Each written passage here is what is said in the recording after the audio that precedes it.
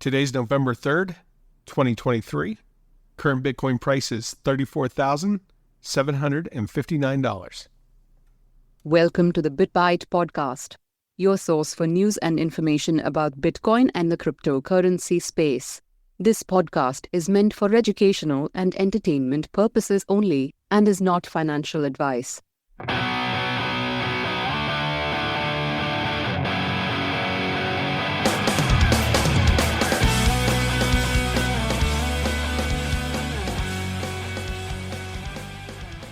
What's going on, Rick? Oh, just another day. How about yourself? Oh, it's a Friday in the neighborhood. That's right. Can't complain too much. How was your Halloween? It was good. Yeah? Did you guys do anything funny? Cold. Anything crazy? Oh, dude, it was super cold, right? Like that weather has totally turned for us. Yeah. No, it was nice. I mean, it was just cold. That's all I can say. And Halloween was actually the 15th anniversary of the Bitcoin white paper. Pretty awesome. Satoshi. 15 years old. And actually, Gary Gensler sent out a tweet wishing the Bitcoin white paper or wishing Bitcoin a happy birthday that day. I thought that was kind of interesting that he said that. Yeah, as he tries to eventually stab it in the back. Yeah. It was weird. I mean, there was a lot of I guess mixed emotions off his tweet, because he said something about how happy birthday. If Satoshi went as Satoshi on Halloween, would any of us even recognize him? And then he said something about how we need to stop trying to trick people with all these unregistered securities and all this other stuff. So. Yeah, well, it was kind of. I can at least agree with them to a certain point where most of them are tricks and scams, but undoubtedly, no. And you're right. We've talked about that on the podcast before. I think there's over 5,000 coins, and maybe a handful are legit. Yep. So, yeah, I can kind of see that. There was something actually in Michael Saylor, we kind of talked before the podcast got going, but Michael Saylor was on Bloomberg just the other day talking about the Bitcoin ETF and, is that going to cause competition to MicroStrategy? Because MicroStrategy, for the most part, is kind of a metaphor for Bitcoin within the current New York Stock Exchange type of environment, right? Because they have so much of it within their exchanges. But there was some interesting news that he came across, and I wanted to play this clip and just kind of get your take on this, what he's about to say here. So go ahead and take a listen. And I just want to get your take after the end of it. I think it's an important milestone in the growth and the maturation of the industry. The crypto industry has been plagued by inexperienced entrepreneurs like Sam, unreliable custodians like FTX, incompetent creditors.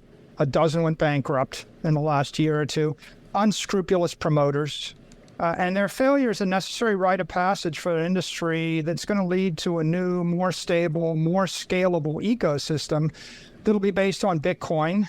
Public companies like Block, MicroStrategy, Marathon, a dozen Bitcoin miners that are public, institutional money managers like Fidelity and BlackRock, and regulated banks when they eventually become custodians.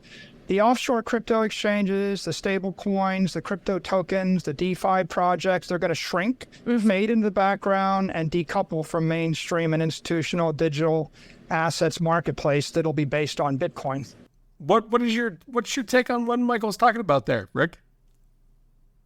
Well, I mean, he's basically saying what we've been saying on the podcast for a while, that the halving is coming in the not too distant future with a spot ETF.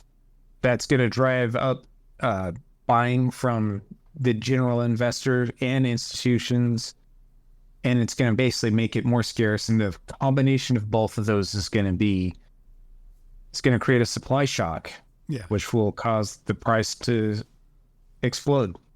Yeah, and something that there was another report that he had, and it was a little bit disheartening hearing him say part of it, but he was talking about how a lot of the crypto exchanges that we currently have kind of, and majority of the tokens, which kind of goes back to what we were talking about in the beginning, need to kind of just go away, right? Like they need to just fade off, and they need to make it to where the banks can be the custodians, and they do the housing of the Bitcoin for the people. And I don't know how I feel about him saying that, because part of my belief with Bitcoin is that you should do your own self-custody. You should have the personal responsibility. I get fearful whenever we have the banks just fulfilling the same role that they had previously, that they can, they can just dilute the shares of Bitcoin or whatever Bitcoin may be at that point, and they can just do the fractional reserve lending that they do currently, but just with Bitcoin as the underlying asset. I mean, that to me was a little bit disheartening. But I mean, for the most part, I mean, Michael Saylor, he's a smart guy, super sharp. So I don't know what your take would be on something like that. I mean, do you want to see the banks coming back? Personally, no. I mean, that's kind of the whole thing with Bitcoin. Like you said, fractional reserve lending and that kind of thing. It would just, and that's the thing with Bitcoin, is it is a harder asset. Matter of fact, it is the hardest asset, right? There's no expansionary anything to it. It's going to be 21 million. That's it. Yeah. Yeah. And so, go ahead. Yeah. With banks, maybe they create the paper Bitcoin, and that dilutes it to a certain point. And that's what I think's been happening with the futures, or the Bitcoin futures ETF. I've said that several times. So yeah, I don't necessarily agree with him on that, but maybe he's trying to appease, very powerful banks by saying, hey, you guys are still going to have a function in society. Yeah, I was going to say, you got to remember, I think a major shareholder of MicroStrategy is BlackRock. So maybe he's got to stroke a little bit of that horn from time to time. Well, depends on what you're stroking it with. But I mean, that's got to be so hard to, when you think about that, like with the ETFs of BlackRock, the amount of, I mean, their whole goal is to make revenue, right? So they can charge a premium to their customers. Right. And looking at things the way that they are now, I think Bitcoin's almost like the only thing that they know, that they guarantee, that they're like, look at the upside, with the upside potential that we have here. Anyways, we talked about it in the last podcast. I really feel like we're getting into that bull run type market again. And speaking of, I actually convinced my wife to finally start buying Bitcoin the other day. So I'm gonna teach her the self-custody aspect of it, and then it's that way because we've talked about that on the podcast before too. Like, can your significant other access your Bitcoin if something horrible happens to you? So I'm gonna set her up with her own hardware wallet, and I'm gonna teach her self-custody. I'm gonna, I'm not gonna give her access to my wallet, but I'm gonna teach her the ropes, and that way she can understand how to access it, and something untimely happens to me. So. I thought it was kind of interesting. She finally got orange pilled, and of course, as soon as she bought, the price went down. So I'm like, "Hey, welcome to Bitcoin." Welcome to Bitcoin. Hey, man, all I can say is, if she all of a sudden contacts a divorce lawyer, we're gonna go boating. Yeah, we're going boating. Gonna disappear. And something that was brought up in that little segment there with Michael Saylor. So Sam Bankman-Fried was found guilty on all 7 counts of fraud. We're still waiting on sentencing. I don't think we'll see that till March, but I was actually kind of shocked that he was found guilty all the way around. I mean, the case wasn't looking good, but because of the way he had lined pockets of like the Democrats and stuff like that, I thought maybe he was going to get off. Well, I didn't really follow the coverage a whole lot, but I just remember some of the testimony. I saw some recounting of, what was her name? Caroline Ellison. That's her last name. She threw his butt under the bus, and she was saying basically he told her to commit fraud. Yeah. Left, right, and center. And yeah, I was just like, oof.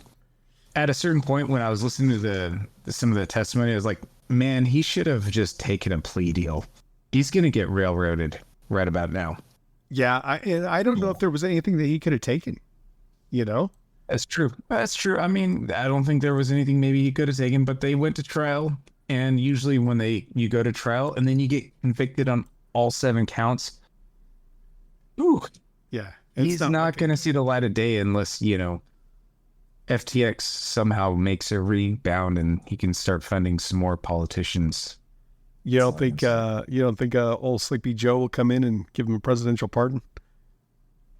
You might give him a presidential something else. Though Bankman-Fried's way too old. I mean, he may have been the youngest billionaire at the time, but Yeah. too old. I'm curious. I'm curious how long his sentence will end up being. It'll be interesting to see if they hit him with like 99 years. It'll be a smack in the face if they're like, well, we're only going to charge you with 7 years. Because I think on each one of those charges, the maximum penalty for each one of those for all 7 is like 20 years on each one. So that would be 140 years in prison if they give him the max. The max on everyone, which they're not going to do. But I mean, let's just cut that in half. 70 years is totally plausible. Yeah, and I think, that would put him probably close to 100. I don't know exactly how old he is. He looks like a younger guy, but he looks younger than me for sure. But yeah, I don't think he'll. Well, let's just say he is 30 now. Yeah, I mean that is 100 years old by the time he gets out. he wouldn't be going to like your double max like penitentiary thing. He'd be in Club Fed, right? I don't know which jurisdiction is getting his. Looks like it was New York. New York. Yeah, Yeah, I don't know. I don't know where he would go. I don't know. Maybe he gets Epstein to New York. That would be interesting. All of a sudden, he's just gone. Yeah. So, and something else, you said that, speaking of anniversary stuff, you said it was a 100-year anniversary of something, right? Yeah. Basically, historically speaking, they kind of consider like this time frame in 1923 when hyperinflation began in the Weimar Republic in Germany. Okay. Yeah. Kind of crazy stuff that popped off from there. Yeah. Think about everything else that's going on right now. It's like that fourth turning stuff all over again. Yeah. Well, just look at it this way. The Weimar Republic, or Weimar, if you're going to say it correctly, the Weimar Republic had an outstanding debt that we were agreed to or was forced upon them by the Treaty of Versailles. And so to avoid paying that debt, they just printed their money and then paid them in their own currency. Yep. And then Not saying that's going to happen here, but it's a possibility. along came somebody else and he turned that country around in no time.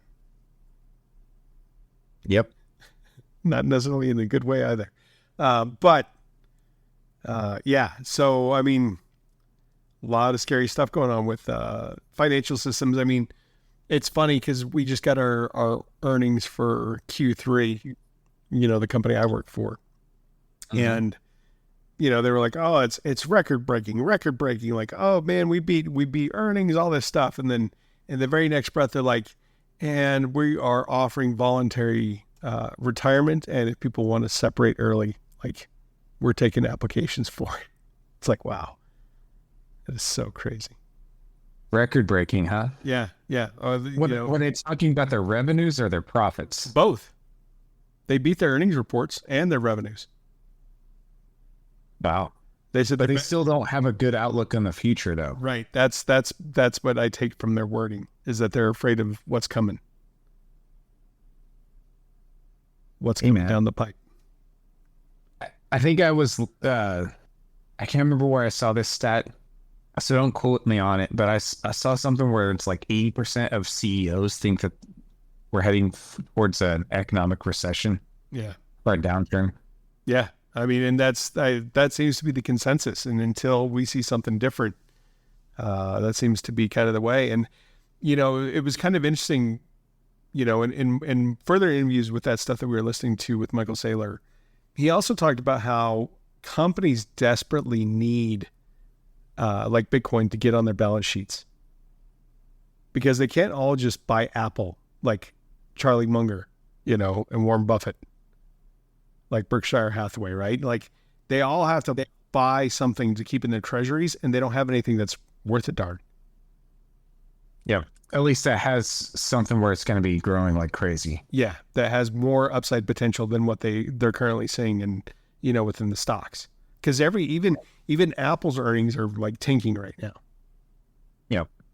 So I thought that was kind of an interesting point. He's like, these companies need this as a treasury asset. And I know we talked about that before. The fair tax practices for Bitcoin are now going to be adopted. So they can actually, keep that in their treasuries rather than just sitting on cash. So, or at least they're clarifying it more, easier to understand. Well, that's interesting. If companies start purchasing Bitcoin, again, the scarcity is going to be that much more compounded. It's going to drive that up like crazy if that's what happens.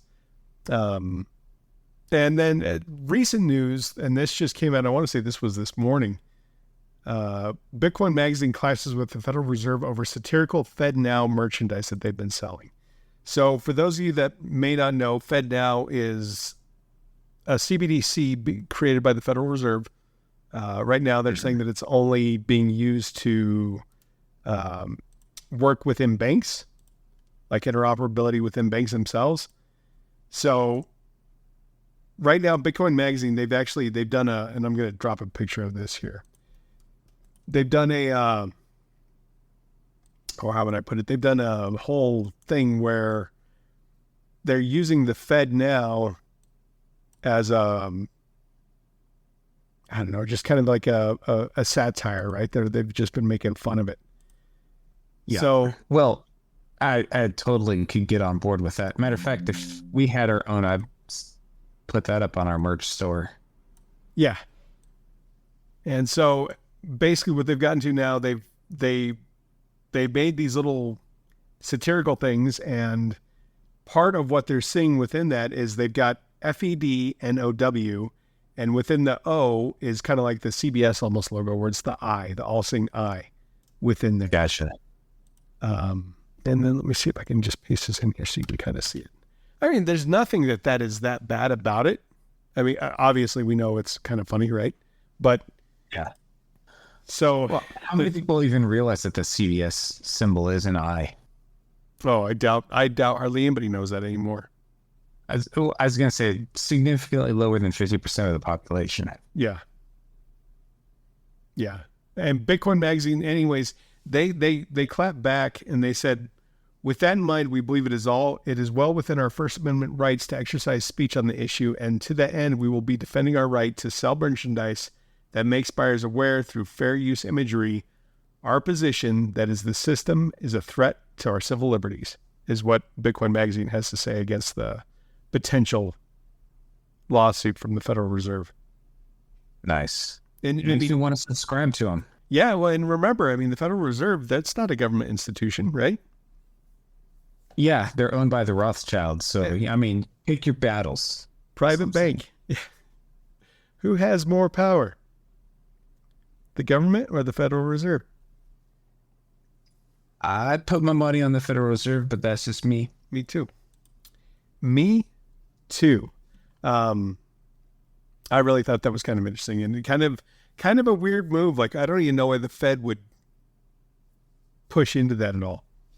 Yeah, I don't even know why they would notice. Yeah, I don't know either. Well, that's the thing, though. It's kind of interesting. I had this thought recently, and it's like,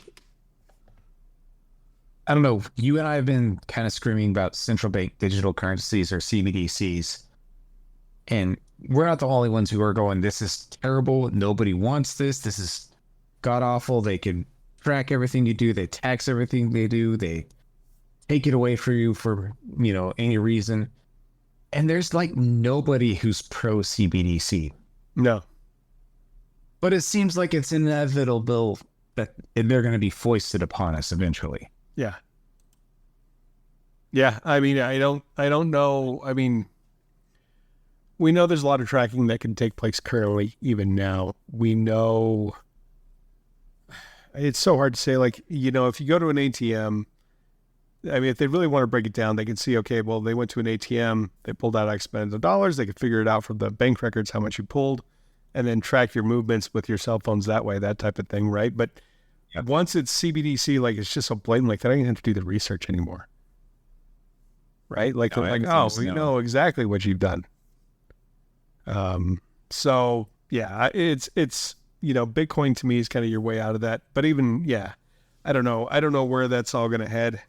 I mean, even because we've even talked about that too. Like they've tried to pass legislation that says, oh, well, CBDCs will be illegal in the United States or whatever. But yeah, we'll see how that plays out. We'll see how long that lasts. Yep. I heard, I don't know who it was. I want to say it wasn't Max Kaiser, but it was somebody else saying that he actually thought that, CBDCs is almost going to be the on-ramp for Bitcoin. Interesting. I don't know if that would be Max. Max is like, he hates. Well, I'm pretty sure he hates them too, but I think there's a point to that. It's like you got digital money, transfer some of that digital money into Bitcoin. Yeah. I don't know. It's possible. For however long the Fed lets you do that. Exactly. Before they close off all the on-ramps. Yeah, you got to remember that whole thing is. And, I think Elizabeth Warren recently was trying to talk about how bad it was to do self-custody again. She's brought it up before.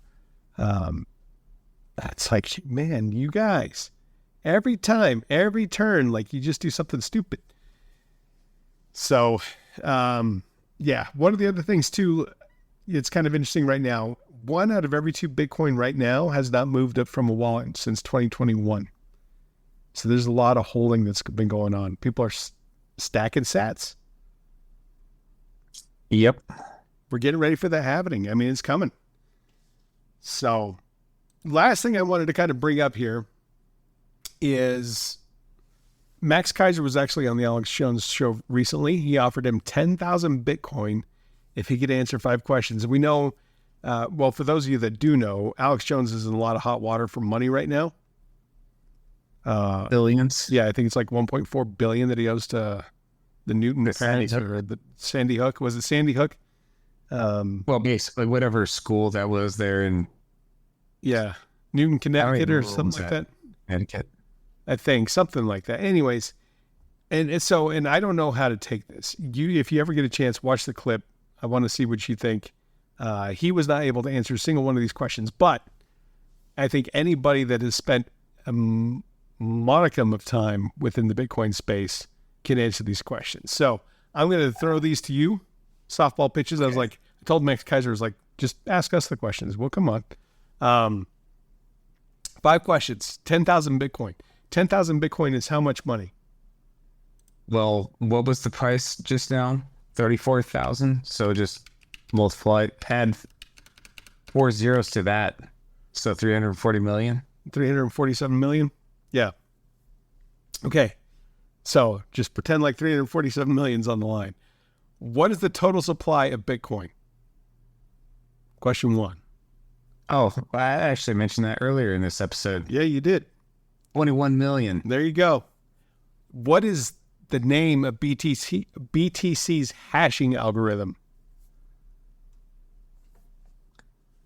Isn't that called, don't they call it the hash rate or the hash function? Well, I think they're just talking about the encryption number or what they call it that way. The encryption number? Well, I just know it as the hash rate or the hash function. And it is SHA-256. SHA-256. Okay, I didn't know that. Okay. And that one is given. I had to think about that one for a second.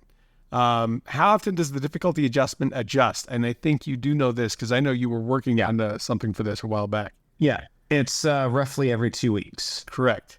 How often do new blocks appear? In that 2 weeks, there's 2016 blocks. So if I remember correctly, that's like 10 minutes. Yeah, it's approximately every 10 minutes. And yeah, you were exactly right on the 2016 blocks.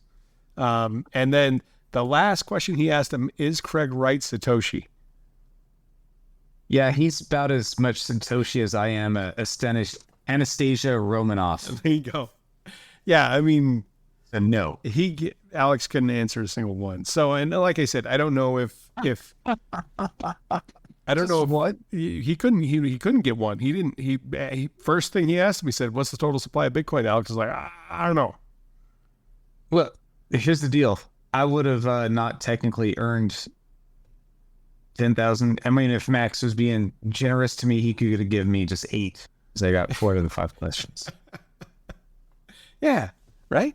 And I think, I mean, you would have still had to done a better showing than what Alex did. For sure. But, Alex Jones is like paying attention to things that turn the freaking frogs gay. So, True. his mind is in other places. Yeah. And, well, I think part of it, though, I know I saw something about that. And didn't he throw away a laptop at one time that had about 10,000 Bitcoin on it? So, and I guess that was the like story or something like that. But I guess Max never gave him the Bitcoin, apparently. Oh, okay. Max said he was going to give him Bitcoin. Yep. Well, and I don't know if Alex just thought he had it didn't, and tossed it. It would have been wasted. Yeah. Well, he basically would have been gone after right away. And that's why I don't know. I don't know if Alex really honestly didn't know the answer at all, or if he was just like, I'm not going to answer these questions. Like, that's like, I'm in big trouble right now, money wise. Like, if I get this money, they're going to take it. So. Ooh. Yeah. Yeah. So I don't know. Kind of interesting times. And then real quick too, we talked about this in the last episode. Buying a certain amount of Bitcoin, if you just put in $3,000, and that was what, 0.0885 is what that got us. Yeah. And we're just rounding it right there. Not going anymore. Just, we're not going to go down to the nearest Satoshi. So, and when we bought, or at that time, what was it? It wasn't 34,000 yet, right? No, it was 33,899. At least at the beginning of the episode, when I went back and listened to it. So what are we at right now? We did this earlier, didn't we? What was this?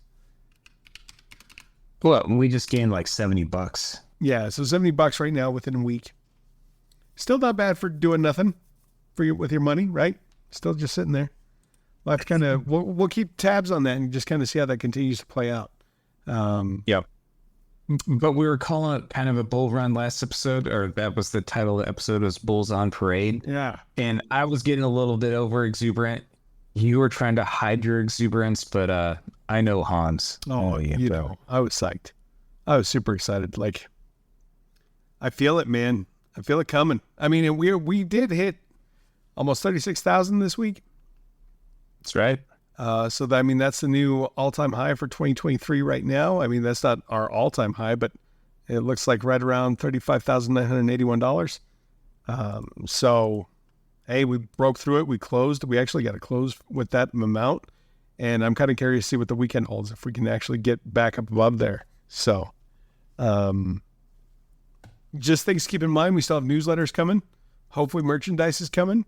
We have affiliate links for hardware wallets if you need some on our website. And the website is www.thebitbytepodcast.com. And yeah, sign up for the newsletter. Absolutely. And we will not be selling any FedNow merchandise. Maybe we should. We actually, no. We don't necessarily respect the Rothschilds, but we do definitely fear them. So Good call. That's all right. Excellent. Well, was there anything else you wanted to add for tonight's episode?